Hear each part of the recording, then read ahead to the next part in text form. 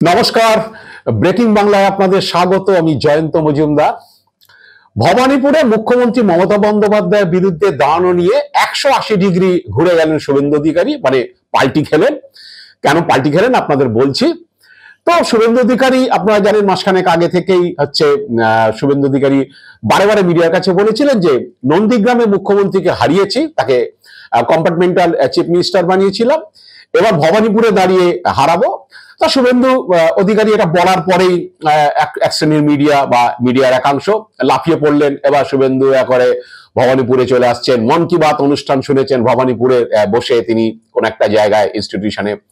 তো এরকম আপনি টিম তৈরি করছেন, সেই টিমগুলো 8খানা ওয়ার্ডে ঘুরবে, তারা প্রতিনিয়ত সেই প্রচার শুরু করে দিচ্ছেন। এইসব সব মিডিয়া শুভেন্দু অধিকারী হাসলে কাশলে যারা খবর করে তারা খবর করা শুরু করে দিল। তো শুভেন্দু অধিকারী এও বললেন, আবার পরে উনি একাধিক দিনই বলেছিলেন যে ভবানীপুরে দাঁড়ালে, যেদিন কোনি ভিক্টোরিয়া পর্যন্ত মিছিল করেছিলেন, ভবানীপুরে দাঁড়ালে তার নাকি অনেক সুবিধা হবে, নন্দীগ্রামের থেকে ইজি হয়ে যাবে বিষয়টা। তা শুভেন্দু কি বলেছিলেন আপনাদের একটু শুনিয়ে দেবো। আমার তো মনে হচ্ছে যে নন্দীগ্রামের থেকেও ভবানীপুরটা আমার কাছে খুব ইজি।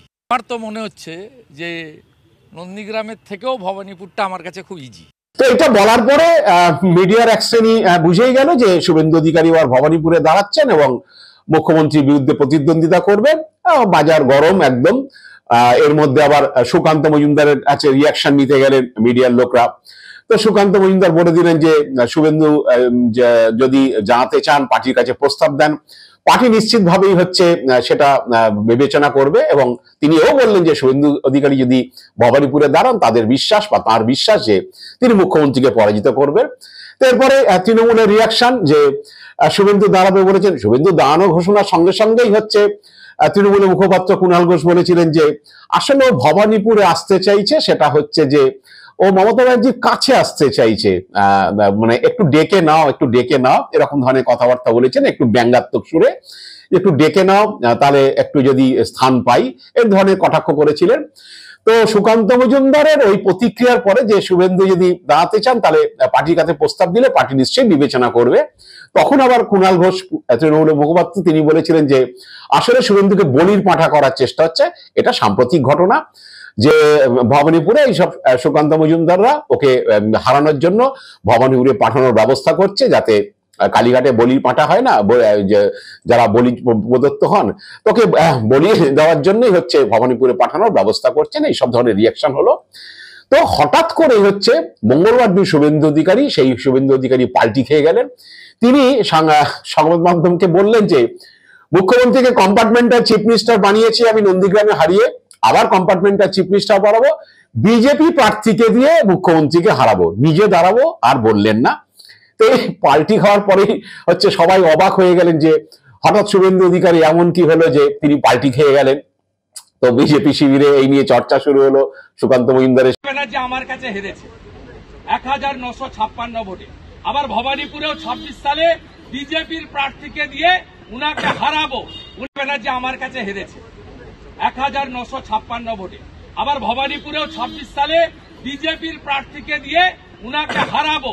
সুকান্ত মজুমদারের শিবির, দিলীপ ঘোষের শিবির, এবং তারা হাসাহাসিও শুরু করলেন যে অনেক বড় কথা বলেছিলেন যে মুখ্যমন্ত্রীর সঙ্গে বিরুদ্ধে দাঁড়াবেন ভবানীপুরে, তো এবার কেন পাল্টি খেলেন, যে বিপদ নিশ্চয়ই বুঝতে পেরেছেন এরকম তারা।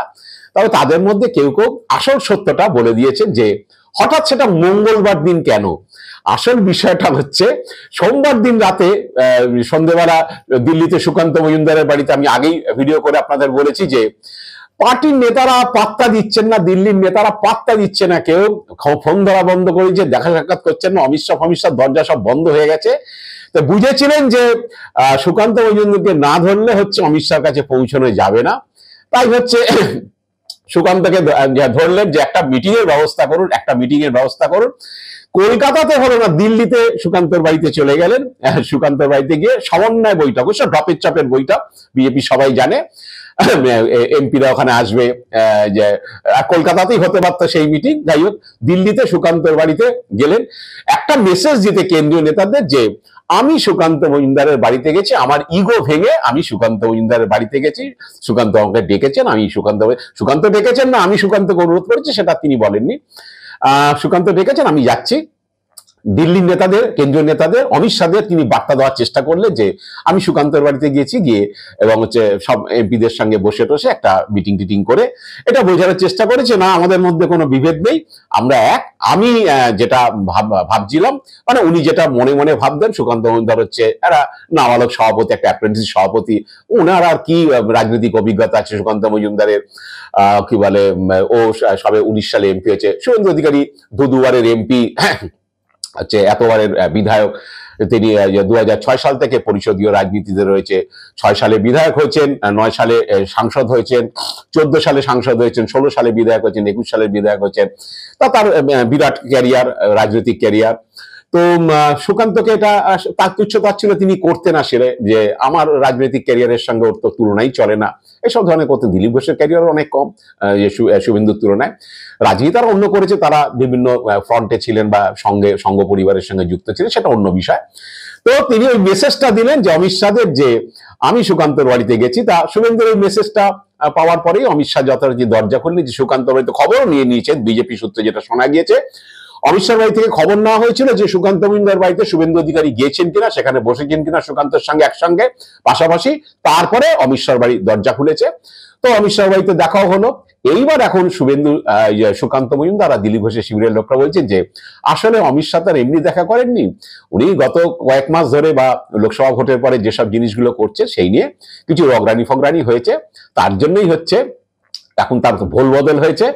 কারণ 1 মাস ধরে, প্রায় 1 মাস আগে থেকেই যে ব্যক্তি বলছেন যে মুখ্যমন্ত্রীর সঙ্গে লড়বো, সেই ব্যক্তি অমিত শাহর সঙ্গে সোমবার রাতে মিটিং করে এসেই মঙ্গলবার দিন বলছেন যে আমি ভবানীপুরে অন্য বিজেপি প্রার্থীর কাছ দিয়ে মমতা ব্যানার্জিকে হারাবো। কারণটা হচ্ছে এইখানে, কেন বাবা মঙ্গলবার, এটা কেন রবিবার নয়, গত রবিবার নয়, কেন গত শনিবার নয়, কেন গত শুক্রবার নয়? গত সপ্তাহেও তো অ্যাসেম্বলি সেশন চলাকালীন শুভেন্দু অধিকারী রোজ প্রেসের সঙ্গে মিট করেছেন, বিধানসভা গেটের বাইরে ধর্ণা দিয়েছেন, বিক্ষোভ করেছেন। তখন কেন বলেন? তখনও তো মমতা ব্যানার্জিকে বলেছেন তিনি হারাবেন, বিমান ব্যানার্জিকে হারাবেন, কিন্তু তখন কিন্তু বলেননি যে বিজেপি প্রার্থী দিয়ে হারাবেন। আসলে অমিত শাহ মিটিং এর পরেই হচ্ছে তাকে এটা বলতে হলো।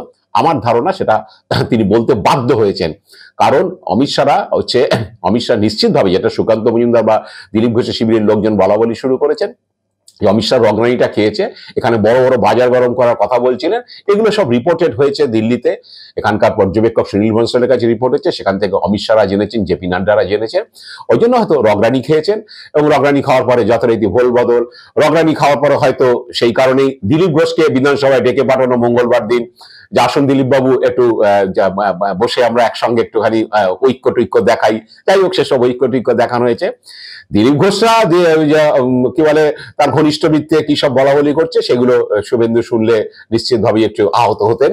যাই হোক, আমি সেসবের মধ্যে যাচ্ছি না, কারণ শিবিরের লোকজন কিন্তু, দুই শিবিরের লোকজন কিন্তু হাসাহাসি করছেন এবং পরিষ্কার বলছেন যে ওখানে টোটকা পড়েছে, সেই জন্য তার ফলশ্রুতিতে মঙ্গলবার বিধানসভায় দিলীপ ঘোষকে ডেকে নিয়েছেন। আবার সেদিনই বলছেন যে না, বিজেপি প্রার্থীকে দিয়ে মমতা বন্দ্যোপাধ্যায় হারাবেন, একদম পাল্টি খেয়ে গেছেন 180 ডিগ্রি। তো এই হলো বিষয়। আসলে শুভেন্দু অধিকারী প্রায় 4 বছর 3 মাস বিজেপিতে গিয়েছেন, কিন্তু বিজেপির দলটা কিভাবে চলে, বিজেপির কালচার কি, সেটা শুভেন্দু অধিকারী হয়তো এখনো রপ্ত করে উঠতে পারেনি, সেই জন্য তিনি এইভাবে পার্টিরা করছেন বা পার্টিতে রয়েছেন। বিজেপির মুখ্যমন্ত্রী পদপ্রার্থী যিনি, তিনি টিকিট পাবেন কিনা তাই নিয়ে সংশয় তৈরি হয়। আপনারা দেখেছেন গতবার বসুন্ধরা রাজেকে বসিয়ে দেওয়া হতো, এরকমও খবর হয়েছিল। শিবরাজ সিং চৌহান, তিনি মুখ্যমন্ত্রী, কিন্তু তাকে মুখ্যমন্ত্রী পদপ্রার্থী বলা হচ্ছে না। বিজেপি কেন্দ্রীয় নেতারা ঠিক করেন যে কোথায় মুখ্যমন্ত্রী পদপ্রার্থী কে হবে আমরা ঠিক করব। যদি ম্যাক্সিমাম টাইমে তারা যেটা করে যে কারো নাম ডিক্লেয়ার করা হয় না, বলে যে বিজেপি যদি ক্ষমতা আসে, বিজেপি যে ভোটে যেতে, আমরা ঠিক করে নেবো কে মুখ্যমন্ত্রী হবে। এই ধরনের ব্যাপার ছেলে শুভেন্দু অধিকারী বলে দিচ্ছে কলকাতায় বসে আমি মুখ্যমন্ত্রীর বিরুদ্ধে লড়বো ভবানীপুরে। শুভেন্দু অধিকারী কি তার ক্যান্ডিডেট ঠিক করার মালিক? নিশ্চিত নয়। বিজেপি এগুলো এন্ডোর্স করে না, আসলে অমিত শাহ এগুলো এন্ডোর্স করে না। তুমি ভাই বলার কে যে আমি ভবানীপুরে দাঁড়াবো, তোমাকে যেখানে টিকিট দেবে তুমি সেখানে দাঁড়াবে, এটা বিজেপির কালচার। তো এইটা হয়েছে। এবার সুকান্ত মজুমদার, দিলীপ ঘোষরা এই কালচারটাতে রক্ত, তারা জানেন যে কোনটা বলতে হয় কোনটা বলতে হয় না। কিন্তু শুভেন্দু অধিকারী 4 বছর 3 মাসে কিন্তু সেই অভিজ্ঞতা হয়নি, কারণ বিজেপির সঙ্গে তিনি এখনো রক্তই হতে পারেননি, যে বিজেপি ব্যাপারটা কি, বিজেপি পার্টিটা কিভাবে চলে না চলে। এই জন্য বারে বারে ফাউল করে বসেন। এখানে বসে বসে মুখনিবাজি করছেন। দিল্লিতে যেই দেখা করতে যান, দেখা করছে না, কারণ এখানকার মুখনিবাজি গুলো তো দিল্লির নেতারা জেনে গেছেন। এবার সেখানে যখন বসছেন, সেখানে বসার পরে ওই কথাগুলোই বলবে, মুসলিম বিধায়কদের ছুঁড়ে ফেলে দেবে। আরে বাবা, ওইভাবে বলা যায় নাকি? তুমি তোমার স্ট্র্যাটেজি ঠিক করো, তুমি তাতে কিছু লোককে, তোমার পার্টির কিছু লোককে চাঙ্গা করতে পারো, কিন্তু জনমানুষের তার কি প্রতিক্রিয়া হবে তুমি সেটা ভেবে দেখেছো? বিজেপি অনেক কথাই বলছে যে এখন আড়াল আবডালে যে এসব বলা ঠিক হচ্ছে না, কারণ হচ্ছে যারা এগুলো পছন্দ করে না তাদের মধ্যে একটা খারাপ প্রতিক্রিয়া হচ্ছে। এবার তুমি কিছু কর্মীদের চাঙ্গা করার জন্য বলতে পারো ক্ষমতা আসলে মুসলিম বিধায়কদের চ্যাংদোলা করে রাস্তায় ছুড়ে ফেলে দেবো। কিছু তোমার কর্মী চাঙ্গা হবে, তারা মনোবল বৃদ্ধি পাবে। তো শুভেন্দুরা এই কথা বলেছে, শুভেন্দুরা আসল কথা বলছেন হচ্ছে হিন্দু মুসলিম বিভাজন না করলে আমরা ক্ষমতা আসতে পারবো না, অনেক কিছু বলছেন। যারা এইসব বিষয়ে খুব সচেতন, যারা এইসব পছন্দ করেন না, সে যে এইসব হিন্দু মুসলিম বিভাজনের রাজনীতি, তাদের কাছে একটা খারাপ বার্তা যাচ্ছে, কিন্তু বুকনিবাজি চলছে। তো যাই হোক, এবার নিশ্চিতভাবেই হচ্ছে সেগুলো মনে হচ্ছে কমবে, কারণ যেসব পদক্ষেপগুলো দেখা যাচ্ছে।